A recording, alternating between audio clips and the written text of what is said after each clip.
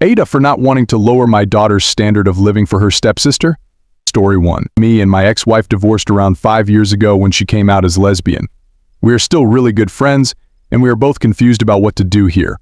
Around 2 years ago, she got married to Linda and her daughter Mia 12F. My daughter Anne is currently 17 years old. I have worked hard for the career and income I have, and I am not ashamed to want Anne to enjoy it. As such, I give her a relatively large allowance. Anne grew up volunteering at our local shelter with me and her mom weekly, so she isn't spoiled at all. Anne and Mia were really close at first, but recently Mia has been acting out about the lifestyle disparities between Anne and the rest of my ex-wife's household. Like how unfair it is that Anne gets to order food for delivery whenever she wants and how she has fancier electronics and clothes than what my ex and Linda can afford for her biological father has passed. It has gotten to the point that it has started to affect her relationship with Anne. Last week was the last straw, when she said I wish my dad was alive so I would have the same stuff Anne has. My ex-wife scheduled a meeting with me to talk about things. We pretty much seem to be on the same page since we both have no idea what to do. We are not comfortable with lowering Anne's allowance since we're worried it would make her resent Mia. Nor are we comfortable with prohibiting her from using her allowance at her mother's place, since it might alienate her from her mother's household and make her not want to be there. My understanding is that Anne offers to share things she buys: makeup, food, clothes with Mia sometimes, but not all the time. But I don't feel comfortable enforcing a sharing rule either, since my therapist advised me that it usually breeds resentment. However, Linda has been very upset with both me and my ex-wife, since it's causing a lot of disturbance with Mia and a lot of big feelings, and if my dad was alive kind of stuff, and it's genuinely harming her mental health. Linda acknowledges that it is an unfair ask, but she asked me if I could have a talk with Anne about maybe saving more of her allowance to not spend so much in front of Mia for the sake of creating a healthier and more harmonious household. I told her I understand where she is coming from, but I don't feel comfortable controlling how my daughter spends money that I give her to spend as she pleases. AITAH. First comment. NTA. I don't think it's up to you to discuss this with Anne. What goes on your ex's house is not your concern. If her mother doesn't want her to spend it at her house, then it's up to her mother to ask that of her. I understand that Mia feels left out, but a 17-year-old would generally get better electronics and more money even if they had the same father. This should be a learning opportunity for both girls about what's age-appropriate and about empathy. However, those lessons should come from their mothers as it's their household that is being affected. You sound like you're co-parenting really well, but this is not your responsibility. Second comment. I think the problem is not the allowance you give your child, but that they are okay with comparing demands of a 12-year-old to a 17-year-old.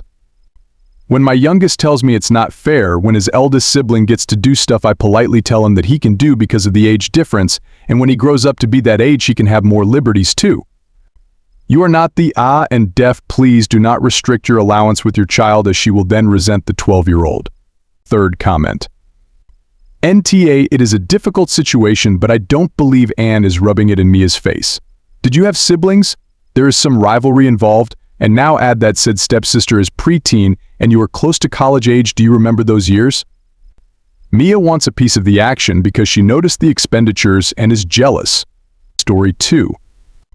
Am I the asshole for not RSVPing my husband to a family member's wedding?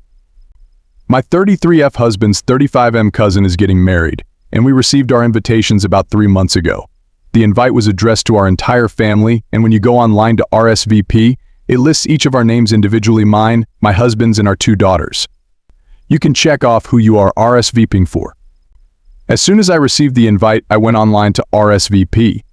There was a section for advice for the couple and another for a song request. I checked all our names and filled everything out immediately. However, my husband said he needed time to think about the advice he wanted to give and the songs he wanted to request. All right, no big deal, I'll wait for him to figure it out.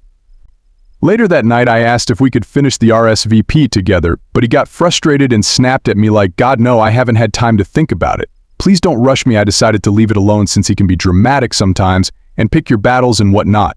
3 weeks passed, and I started to feel stressed because the RSVP deadline was approaching. Every time I asked him about it, he still wasn't ready, saying he hadn't had time to really sit down and think about it yet. Eventually, I told him I was going to RSVP for myself and the kids and that he could do his whenever he was ready. I hated the feeling of nagging him about it, and I didn't want to do it anymore. He agreed and said he'd take care of it. 2 more weeks went by, and the deadline passed. I was at his cousin's bridal shower when she said, "I'm so sorry my husband isn't coming to the wedding." I immediately realized he had forgotten to RSVP. I sighed and told her he probably just forgot. She looked at me a bit strangely and was confused as to why I didn't RSVP for him along with the kids. I explained the situation, but it felt like she didn't really believe me.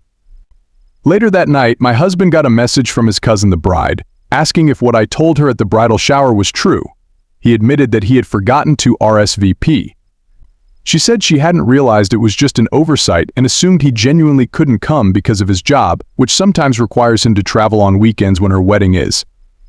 She then mentioned that since it had been over a week since the deadline, they had already submitted the numbers to the caterer and signed the contract. She also said she hadn't made the seating chart yet but couldn't guarantee they could adjust the dinner arrangements at this point. I told my husband not to make her go through all that trouble because he forgot to RSVP. He insisted that he wasn't going to miss his cousin's wedding and asked why I didn't just RSVP for him if I knew he was going to miss the deadline. I told him I didn't realize he had forgotten until his cousin mentioned it at the bridal shower, and by then it was too late. He still thinks I should have reminded him more, and that I'm purposely being an asshole to prove my point.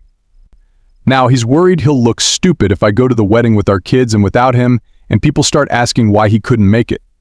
AITAH? Update: I didn't realize this would get so many comments, but I have been reading through them all and want to answer a few common questions. For those saying I should have just RSVP'd and let him fill it out later, I didn't realize you could do that. When we got married 10 years ago, we didn't have a wedding website or anything like that. We had people send RSVP cards by mail. I figured that once you submit your RSVP, that's it, you can't go back and add to it. I'm looking at the wedding website now, and while it doesn't allow us to RSVP anymore, it does let us edit the information. But again, I genuinely had no idea this was possible. If I had remembered that he hadn't RSVP'd, I would have done it myself, but I actually forgot because of the next point. For those asking if he has a DHD, yes, he does, but so do I and both of our kids. We met in an ADHD support group in college. The reason I was so anxious as the deadline approached is because I know how easy it is to forget things like RSVPs when you have a DHD. I reminded him every time I remembered it was due, but after we agreed he'd be responsible for his, I eventually stopped reminding him and then forgot about it completely. For those asking why his cousin can't just add one more person, she definitely can, but she made it clear to him that it would involve several extra steps and possibly an additional fee since the deposit is based on a percentage of the total. It's more about her having to deal with older people and people overseas not RSVPing and then adding them last minute. She's trying to ensure her parents, the groom's parents, and immediate family members are all factored into the equation. When she checked the RSVP list, my husband's RSVP automatically showed up as no because he missed the deadline.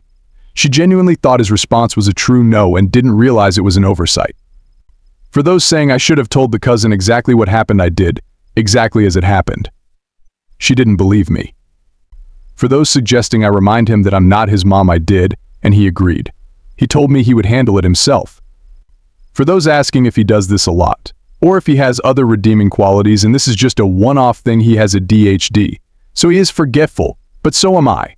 There are things he excels at that I struggle with. For example, my ADHD sometimes causes me to forget that I left things on or open. It could be something simple like leaving the microwave or fridge door open, or something more dangerous like leaving the stove on. This got worse for me after having kids. There are definitely times when he picks up my slack, just as I pick up his. We both understand that sometimes we can't help it and try not to judge each other for it. He absolutely has redeeming qualities. For instance, he works from home during the week and is on top of the kids' school stuff and doctor's appointments. He's the primary parent for those responsibilities. That takes such a load off me because he's so good at it, and our kids are his everything. When we got pregnant, we made a pact to use all the attention we have, despite our attention deficit, to put our kids first and ourselves last. He's held up his end of that bargain.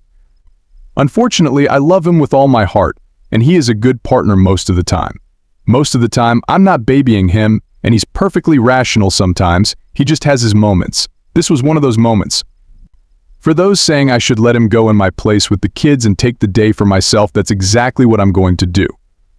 For those suggesting I show him this post, I did, but even before I did, he had already apologized for snapping at me. He was frustrated and embarrassed and, unfortunately, took it out on me. I've done the same to him before. We both mess up, but he came to the conclusion on his own that he should have taken care of it and not blamed me. He's sorry and is making it up to me by buying me something expensive this week. Can't wait, LOL. First comment. In TA, it's not your responsibility. Especially when he said he wanted to wait, he told you not to rush him, and he's the one who forgot. You are his partner, not his parent. As a full-grown adult, he is responsible for his mistake. Second comment. Well, at least now he knows what advice to fill out for the couple, how to prevent nagging, do what you're asked the first damn time, and don't blame your wife when you FEK it up. Third comment. He's going to look stupid either way. Because he is stupid. And an asshole with this childish shit.